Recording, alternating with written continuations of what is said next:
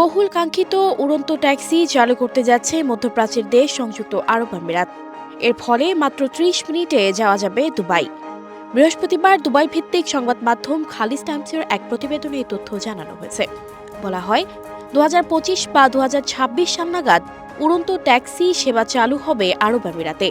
এতে করে মাত্র ৩০ থেকে ৩৫ মিনিটের মধ্যে আবুধাবি থেকে দুবাইয়ে যেতে সক্ষম হবে।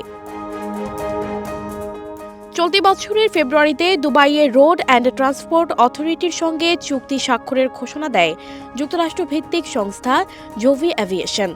এই চুক্তি মোতাবেক ২০২৬ সালের প্রথম দিকে দেশটিতে উড়ন্ত ট্যাক্সি চালুর কথা রয়েছে।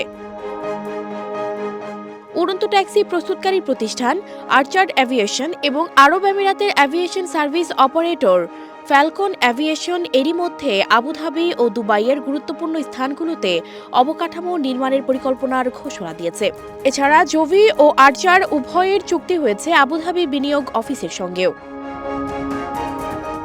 এর আগে হজ যাত্রীদের দুর্ভোগ কমাতে উড়ন্ত ট্যাক্সি চালুর পরিচালনা করে সৌদি আরব। লোহিত সাগরের তীরে অবস্থিত শহর জেদ্দা এবং পবিত্র নগরী মক্কায় হাজিদের পরিবহনের জন্য এই সেবা চালু করার ঘোষণা দেয় দেশটি। একটি এয়ার ট্যাক্সি সর্বোচ্চ ৬ জন যাত্রী বহন করতে পারে। এই পরিকল্পনাকে সামনে রেখে ১০০টি লিলিয়াম জেট কেনার চুক্তিও করে সৌদি আরবের এয়ারলাইন্স সাউদিয়া।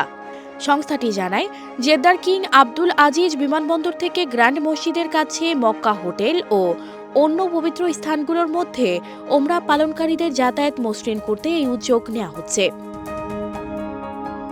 সানজিদা রহমান, প্রবাস খবর।